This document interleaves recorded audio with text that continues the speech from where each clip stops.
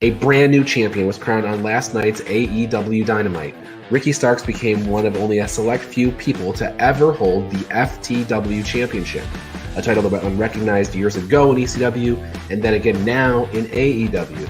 It appears that the Machine Brian Cage may be going on a face run.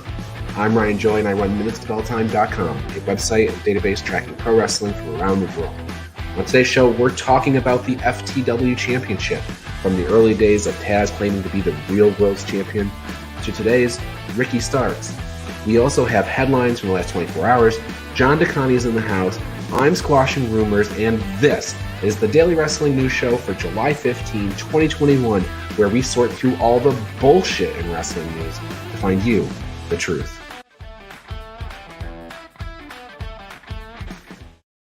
All right, John, welcome to the show. New FTW champion. Yes, indeed. Good morning. Welcome. And I got to tell you, absolutely love the graphic with you with the towel over your head. Love the Taz pose. Yeah, I got you. Well, you know, the belt we're talking about here, synonymous with the man himself, Taz. He brought it back last year at Fyter Fest, actually, when Brian Cage debuted the FTW Championship, July 2nd, 2020. Cage held the belt for a little more than a year, and then he dropped it to Ricky Starks in a rare FTW Championship title change. Yes. You know, that belt goes all the way back to 1998. You got to, picture it. It's 1998. The whole ECW crew has just gotten shiny new belts, but the world champion, the franchise Shane Douglas, he's injured. Now, he's already been ducking Taz before he got injured, but then he messes up his elbow. He's going to be out for a couple of months, but Paul Heyman's no dummy. He knows the man who beats the franchise is, the next made star, so they're not pulling that belt off of him. So they keep Douglas active on the show. He does a little sit-in with Joey Styles, does some commentary, and Taz, who's the man who Shane is primarily ducking before, during, and after the injury, he's fed up. So he goes backstage. As I said, everybody's got brand new belts. So he finds RVD's old ECW television title. He has it put on some shiny orange leather and literally gets stickers, orange stickers with the letters FTW in black, puts them over the word television on the main plate and over the ECW logos on the side plates, and declares himself the FTW champion. Because he can't get a title shot, well, that's fine. I'm the real world champion. Here's my title, and away we go. He defends it a couple of times. No worries. Go ahead. I'm sorry. Oh no, So was this? I'm asking you because you're the more ECW expert of the two of us. Was Taz already like an over guy? Like we already knew he was going to be champion at this point, or was like this FTW championship the thing that like really got him over with the crowd? He was already over. He was definitely, maybe more in his own mind. There's if you watch some of those ECW reunion videos and whatnot, a lot of the guys backstage bust Taz balls because here's a guy who's 5'8" who thinks he's Andre the Giant. But he was definitely over with the crowd, and that's really what you needed in ECW. And he was over from, November to Remember 96 when the lights went out and Sabu showed up because Taz had been choking out Paulie because he was demanding to finally have that match with Sabu that would eventually come at Barely Legal, the first pay-per-view and whatnot. So he was already over by then. But now it was pretty much inevitable that he was going to be the next champ. It was just a matter of when Shane was going to get healthy. Gotcha. So Taz introduces the belt May 14th, 1998. Something happens though in December. Yes. So by December, he has his title shot coming up. Finally, it's booked. He's going to fight Shane in January. So he fights Sabu. Actually, it's a triple threat. It's Taz, Sabu, and Just Incredible. Just Incredible gets, knocked to the floor at some point. It's Taz and Sabu, which was basically what everyone came to see anyway. He chokes Sabu out, pulls him on top of himself, allows himself to be pinned and Taboo becomes the FTW champion. He proudly defends that belt, but because it is the new version of the belt that Fonzie had made, I think it was some kind of, if I remember correctly, some kind of storyline where they wanted Taz to work with RVD for a minute, and the way they convinced him was Fonzie presented him with this new black FTW title, black and orange, and it has Taz's name, right prominently on the main plate. Sabu legitimately hated that so much that he would carry that title around. He would defend it, but in Sabu fashion, if Sabu tore his rotator cuff, what'd Sabu do? He puts a 4-inch piece of white tape on his shoulder to let you know his shoulder's injured. Sabu breaks his jaw. What does he do? He puts a chin strap of white tape on his jaw to let you know his jaw is injured. Well, Sabu took 6 inches of white tape, put it right over Taz's name, and markered in Sabu on the belt and carries it around and defends it until after Taz beats Shane Douglas. He's the new ECW champion, and coming down the line, it's inevitable. Taz and Sabu are going to lock up again. They would.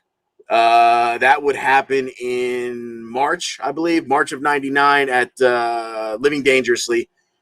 Once again, Sabu gets choked out, this time unifying the titles once again. So now Taz has both belts, and the FTW Championship kind of disappears. Does it ever reappear in that whole space between 1999 and 2020, or is that it? Okay, no one ever beats Taz for the title. That black Taz title stays with Taz forever and a day until he presents it to Cage in 2020. However, ECW alum, Taz Dojo graduate, and Taz's cousin, Chris Chetty, would show up somewhere in NWA Midwest, some Midwestern independent promotion in 2002 with the orange FTW title. He would declare himself the FTW champion. He would go on to defend it. Now, this may be familiar to you, or you may have actually seen some of this. He would go on to defend it in Maryland Championship Wrestling, where he would eventually lose it to another ECW graduate alumni, Danny Doring. Doring would beat him and a third wrestler whose name I don't remember. He would unify the Maryland Championship Wrestling heavyweight title, another independent title that Doring had already had, and Chetty's FTW title. They unify. The orange FTW title goes away. Neither are seen again until 2020 Fyter Fest Night 2, when Taz declares Brian Cage as the FTW champion. Do you know what year all that was happening in? That you were just talking about? That was 02-03. It was November 02 that Chetty showed up with the belt, and it was, I think, July 03 where he lost it to Doring. That is fascinating. Fascinating. I'm going to have to go look in the MCW archives to check this out, because that's pretty – I was way before I lived in Maryland, but it is very fun to see this thing kind of come full circle. And, of course, Maryland Championship Wrestling and ECW, I don't want to say they were tied together, but there's definitely some cross-pollination there that you can see, and you can definitely see the impact of an ECW on that promotion. So then Brian Cage, he's our next guy in 2020. What's funny to me is that, of course, the FTW Championship, it's Taz's belt, right? This is the Taz thing. It was around for less than a year, right? It went from May 14 to March 21, 98 to 99. Brian Cage held the belt longer than it existed originally. Brian Cage held the belt from July 2nd to July 14th. So he's the longest reigning FTW champion there's ever been. Who knows what Ricky Starks will do with the belt, but it's fun, I guess, to that little factoid of Brian Cage has actually done more with the championship belt, or held it longer anyway, than Taz did. But a lot of fun. Absolutely. So it's fun. Taz, brings it in. He's the real world's champion. A few years earlier, Ric Flair was the real world's champion. A lot of that stuff going around in the 80s and 90s, the real world's champion stuff. But Certainly, Taz has marked himself a legacy with this belt, and it's kind of like the $1 Million Championship in that way that like people see the belt and it elicits an emotion from them. So, good legacy for Taz. Yeah, never truly recognized. But if you're a fan of the man, you know you're a fan of the title, and it's got a special place in your heart. All right. Well, with that being said, we have a whole bunch of rumors that John has dug up that I'm going to give us the status on. I'm going to let you know whether they're fact, they're fiction, they're somewhere in between. Maybe they'll come true, maybe they won't. We'll do that right after the break. Stick with us. We'll be back in about a minute and a half. If you love the Daily Wrestling News Show, then I want to tell you how you can support us. First, check out bodyslamclothes.com. You can get a variety of shirts for just $20, and all of them come in the super soft style, and the price you see includes all sizes and shipping. Get 10% off 2 or more shirts with the promo code SHIRTS10. Go to bodyslamclothes.com right now to check it out. And join Joey Jarzenka, Ian Schreier, and Rob DeLuca on Monday nights for the Primetime Rundown. They take you through the world of sports, and the show kicks off each Monday at 7 p.m. on the Eastern Observer. And each Tuesday, Al Carl hosts the Essential Wrestling Podcast alongside John Smith, myself, John DeConnie, and Gary Mahaffey. It's another week of updates and highlights in the world of wrestling. Hear our analysis on who we think is going to win the week's matches. Coverage begins at 6 p.m. on the Eastern Observer. And Pro Wrestling Pick'em. It's a place where you can join or host a Pick'em League to test your predictive skills in the world of pro wrestling. Create an account and join a league now at ProWrestlingPick'em.com so you can play against your friends or play against the universe. And the Body Slam Brigade newsletter, currently going out to over 4,200 people each Friday. It consolidates all the top stories in professional wrestling into a quick-to-read email written by me for you for free. Sign up now at bodyslambrigade.com. And of course, this show, the Daily Wrestling News Show. We're here every day, Monday through Thursday, and occasionally on Friday. You can listen to us on Apple Podcasts and Spotify, or watch us live on Facebook and YouTube at 10 a.m. This is the Daily Wrestling News Show, and we thank you for your support.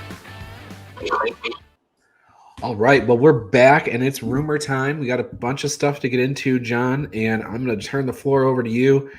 You have curated all the rumors from the week into a list here for me to talk about, so let's kick it off. Yes, right off the bat, let's borrow from the ESPN show, pardon the interruption, play a little version of Big Deal, Little Deal, or No Deal at All. The WWE Draft. Plans have changed. Is this some kind of big deal? I don't think so, because we really didn't know anything much to begin with. It kind of always felt like SummerSlam was the logical like endpoint to storylines, and that you might do a draft kind of right after that. Andrew Zarian of Matman Podcast reported that it was probably going to be early October 4th, October 8th, something like that, one of those shows. So there really hasn't been any additional information on that. We just kind of all assume that it's coming. So he's got that tip. But, plans could change at any moment. And that's the funny thing with WWE is that if they decide, oh, you know what, it would be great this week, let's do the draft, they'll do the draft. Like, they're not going to wait for anything. I do want to mention, though, is just an observation on my part that the September 10th edition of SmackDown is a Super SmackDown edition, and it's with red and blue branding. That can be seen right on WWE's website, and it's no indication that there's a draft that day. That hasn't been reported by anyone, but it does kind of feel like both rosters would be involved since there's the red and blue branding, and it's called Super SmackDown. So we'll see. Interesting. Okay. Next up, Miriam and Shane Thorne. Name changes coming? Well, I mean, that would be the name that they changed to. Mia Yim and Shane Thorne, that's Reckoning and Slapjack. Mike Johnson from PW Insider reported that the logic right now is that, yes, they would switch back to their original names, Mia Yim and Shane Thorne. However, nothing's been announced at this point, and even Mike Johnson himself said, he kind of tempered his confidence in that statement, saying that, that could change. But right now, they're still Reckoning and Slapjack on the WWE roster. So until we see that update, we don't really know. But that's kind of the idea that's being floated right now. Good. Well, hopefully, as you say, if we say rest in peace to Slapjack and Reckoning, hopefully they go back to their original names and they don't take a third stab at naming them, considering what they came up with for, version 2. All right. Next item, Cassius Ohno, a.k.a. Chris Hero, was seen backstage at Ring of Honor's Best in the World. What's up with John that? Pollock of Post Wrestling originally made this report. He was, in fact, there. It's been confirmed by every news source out there. The one thing we don't know, though, is whether it's a full-time role or a one-time deal. So it's kind of home for him. And I think they did go on record, Ring of Honor went on record saying it's always home for Chris Hero. So good to see him. There's a guy that, he's got a nice history in the business, and even though it didn't necessarily work out in WWE, he's got some place to go back to where he'll be appreciated. Yeah, absolutely. All right, next item up, Jimmy Uso, who we know got himself in a little bit of trouble a week or so ago. Is he going to pretty much skate just because he's part of a storyline that's just too damn big to blow it up by pushing him? It's an interesting story here because obviously he committed his crime. He got a third DUI. He wasn't suspended or fined. It doesn't appear at this point. But the reality is nobody knows what's happening behind closed doors. We don't know if they're working on some sort of plan where finish this story and then you're going to go. He is critical to whatever they have planned for Roman Reigns at the moment. So who knows? It might be a situation where they finish out the story and then he has to pay for his crime. They may release him tomorrow. We never know. But there has been a lot of talk about him potentially just getting away with it and not getting punished by WWE. It's a bad look for WWE. I'm sure they'll do something, but it doesn't appear that it's going to be transparent to us at the moment. Right. Okay. Next item. Paul Heyman fired? ? It's the Talking Smack role. So it comes from Dave Meltzer's Wrestling Observer newsletter. He mentioned that Paul Heyman was removed and Pat McAfee was inserted in the Talking Smack show. And he said that that's a permanent change and there's no reason not to believe that. It's been 2 weeks in a row with Pat McAfee in that spot. And no real reason given. But, Pat McAfee, he's a heck of a talent. And so is Paul Heyman. And I don't think they're moving Paul Heyman out of his Roman Reigns spot anytime soon. So certainly not.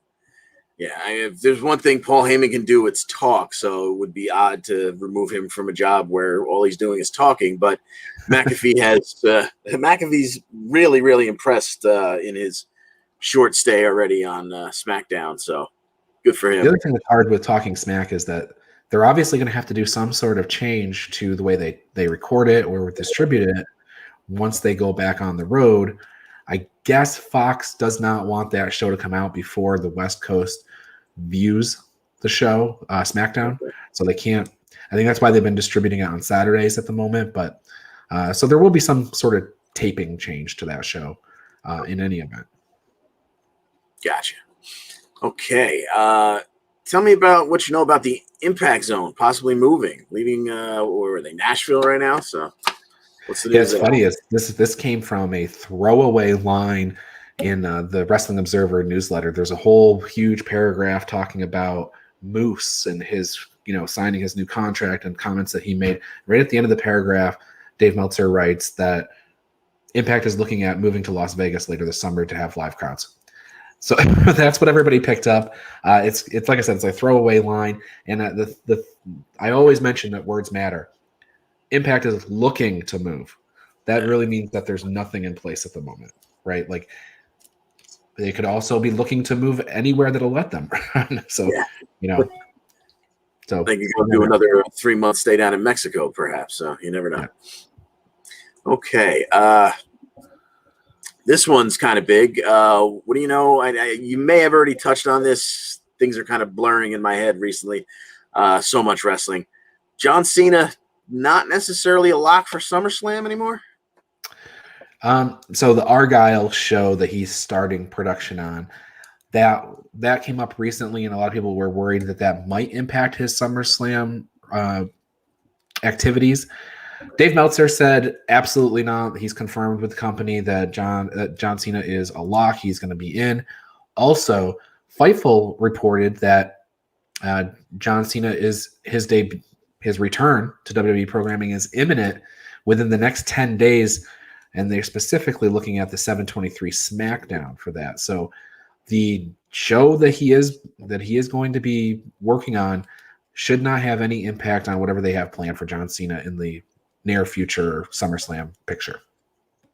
Okay. All right. This, to me personally, is kind of a good news, bad news situation, this next one. Vince McMahon, the good news, is super impressed with Piper Niven, and he's also loving the Eva Marie storyline too. Who's Piper Niven? I'm sorry. Dewdrop. Oh, Dewdrop. That's who you're talking about. So that comment came from Mike Johnson from PW Insider. It was on the We Don't Need No Stinking Name show. That's sort of like their chat show they do once a week, where they just kind of, it's like 2 hours long and they just talk about whatever. It's him and Dave Scheer, the owner of PW Insider. So he heard that Vince liked the end goal of the story, and he liked what he saw from Piper Niven Dewdrop's facials early on. And with that, he said, you'll probably see a whole lot more of them based on the fact that he heard that Vince liked that. So that's really all there is to it. Apparently, Vince might be enjoying what he's putting out there with Piper Niven and Eva Marie. So, but there's nothing really we can draw from that. Yeah. Okay. Well, good for Piper. And all right, I guess we've got to take Eva along with it. Okay. Are we getting another delay in the possible Brock Lesnar return? Ooh, I have not heard anything on Brock Lesnar. I missed this one in the rundown. But Brock Lesnar, the most recent thing I've seen from him is that he has a ponytail now and he's cutting cows on Twitter or whatever. So I don't know, because I have not heard anything about Brock Lesnar returning even. Aside from the fact that WWE says they're all hands on deck for SummerSlam, which you would think might mean Brock Lesnar, I haven't heard anything about him. Okay. And lastly, and perhaps most entertainingly, Daniel Bryan. Is his AEW debut imminent? Nobody knows what Daniel Bryan is doing. It's just one of those. He's like the most interesting character out there, because WWE keeps bringing him up in the conversation about the Edge and Roman Reigns build, which makes sense because of the whole WrestleMania build. He was critical to that story, and it's critical to why Edge is challenging Roman now. So that makes sense that they're bringing up his name. It doesn't mean that they have done anything with him, or they've signed him or re-signed him or anything like that. And then on the other side of the house, whoever has been talking with Daniel Bryan, if anybody's been talking with Daniel Bryan and has him under contract, it's super secret and nobody knows.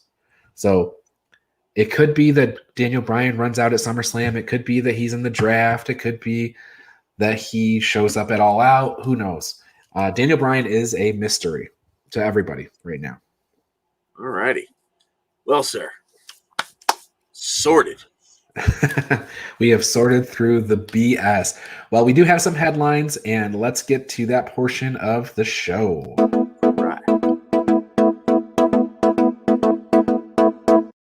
All right, Dynamite was a great show last night. There is some news coming out of that. Of course, we had Ricky Starks win the FTW Championship, which we talked about in length at the beginning of the show. But also, Hangman Page and the Dark Order. There's apparently going to be a big 10-man tag versus Kenny Omega, the Good Brothers, and the Young Bucks. And if the Dark Order and Hangman win, they're going to get a world title championship match. That's Adam Page. And some pairing in the Dark Order will also get a tag title match against the Young Bucks. So no date announcement on this one. When they did run down all of next week's Fyter Fest, you thought that was going to be the big show. Maybe this will be Fight for the Fallen, which is the following week after Fyter Fest, 2 weeks from now. So that's kind of an interesting step. You know, it's a huge tag team elimination match, by the way. So it's like Survivor Series style. So fun. Yeah. But more importantly, if they lose, okay, the Dark Order doesn't get their tag title shot, which right now they're not in line for anyway. But if they lose, Hangman loses his shot, or I guess goes to the back of the line once again for the world title. So is this how they delay beyond September? And maybe it's kind of funny in the sense that like we're all thinking now that Hangman is the all-out opponent, and they don't really have anybody else that they're building for the all-out opponent. But we also all kind of felt like Hangman would be the logical person to beat Kenny Omega, but not in September. Nobody was really thinking September was the time for that match. Although it is the 2-year anniversary of when Hangman challenged Chris Jericho. I shouldn't say challenge. He fought Chris Jericho to become the inaugural champion. So there's some symmetry to that story. But yeah, isn't that bizarre that they we don't know. This could go either way. Good luck picking that match. Yeah. I hope this one's not for points. I think that Dark Order and Hangman will win, and I think that's going to set up 2 matches at All Out. It'll be the Young Bucks versus Uno and Grayson, and it'll be Page versus Omega. I think, unless John Silver is coming back and it's going to be him and Reynolds. So we'll see. But next week on Dynamite, we have Britt Baker versus Nyla Rose for the Women's Championship. We have Chris Jericho taking his first of 5 labors against Shawn Spears. Shawn Spears can use a chair in the match. Jericho cannot. Orange Cassidy versus The Blade, and Jon Moxley will defend the IWGP United States Championship on Dynamite for the 2nd week in a row. This time, he'll be facing Lance Archer in a Texas death match. Moxley won the title from Lance Archer in a Texas death match that took place in Tokyo on January 4th, 2020. Over a year has gone by, and now in Texas, there will be a Texas death match where Lance Archer tries to regain his championship. That one's very intriguing because, once again, as you always say in the rumors section, but it holds true for the weekly programming too. Words matter, and when they go out of their way to tell you that this is Moxley's, X amount of defense. He now holds the record for the number of defenses of that title. Boy, it sounds like next week would be a heck of a time to make the change. Now that he's broken the record, I don't know. And it's tough with Archer because how many more times can they keep beating this guy, right? Like he needs a W, like really bad. So yeah, you could see this. You could see this being a change. I don't think I'll ever pick against Moxley though, not in this situation. So we shall see. The news was breaking right as this show was going on the air yesterday that NXT is going to get bumped for the Olympics. Now, yesterday, I think we reported that it was going to be definitely July 27th. Since then, also August 3rd is getting bumped. They're going to keep their time slot, and they're going to move over to Sci-Fi for those 2 weeks. Now, there's also a lot of stuff going around, and I'm actually seeing conflicting reports about what's being taped and what's going to be live for those shows. So I think maybe that'll become more evident as we move forward and get closer to those days. But actually seeing conflicting reports I'm seeing some people saying both those shows are going to be taped. I'm seeing some people say that the 7/27 will be live and the 8/3 will be taped. So we'll see as things get closer. More importantly, keep your eyes out for Karrion Kross versus the ECW Zombie on Sci-Fi. I know. That's what John Smith brought that up yesterday. They need, since they're going to Sci-Fi, they need to do an ECW crossover type of thing. Absolutely. Some kind of fallback. Right. Look to your history, guys. Bring back Kelly Kelly. Let her dance. There you go. The Go Big Show. That's the game show that TNT or TBS put on with Cody Rhodes as one of the special guest hosts. Not the special guest host, one of the hosts. That got renewed for a 2nd season. So Cody Rhodes will be busy wearing his white suit and getting kicked in the face by Aleister Black, but he'll also have this side job, side hustle to do. So, does he dye his hair black again? He probably should. It would be nice if you had a white suit, black hair. That's kind of confusing. And finally, John, Money in the Bank this weekend. What do we do about Money in the Bank this weekend? We've got people thinking it's going to be Drew McIntyre winning. We've got people thinking it's going to be Big E winning. Seth Rollins is in there. That's compelling. I think this is wide open. Yeah, I mean, okay, Ricochet winning would be great to, possibly make a new star. Morrison winning, and the guy always puts on good matches, so you could see that. Nakamura is the king. KO is always entertaining, but those four that you mentioned, or the three that you mentioned, and then one more. Drew, obviously, you could see him walking around with that. Big E makes a lot of sense. We've been saying for a long time he's one of the few people who you could see going for the world title. Rollins obviously has a history with that briefcase, and then the humor in Riddle possibly winning it and using it to try and go after the tag titles with Randy, if we ever see Randy again. Yeah, right. The interesting thing about Ricochet, and I'll just bring this up briefly, last February 2020, Ricochet defeated somebody on his way to get a match against Brock Lesnar in Saudi Arabia. That somebody was Bobby Lashley. So It's a different Bobby Lashley, and it's a different Ricochet at this point. But just an interesting little factoid that maybe we give Ricochet a little hope. But it certainly would be a shock. Absolutely. The other news is Slammiversary this weekend. So the main event there is Kenny Omega versus Sami Callihan for the Impact World Championship. But we have Impact Wrestling on tonight. Fallah Bahh versus Willie Mack versus Doc Gallows versus Joe Doring. Ace Austin, Madman Fulton, Rohit Raju, and Shera versus Josh Alexander, Trey, Petey Williams, and Chris Bay. Havoc versus Tasha Steelz. Tennille and Caleb of the K versus Jordan Grace and Rachel Ellering. Moose versus Hernandez. Chris Sabin versus Johnny Swinger on BTI. It's the go-home show for Slammiversary. Most of those matches are previews for Slammiversary this weekend. John, anything that's sticking out for you this weekend with Impact?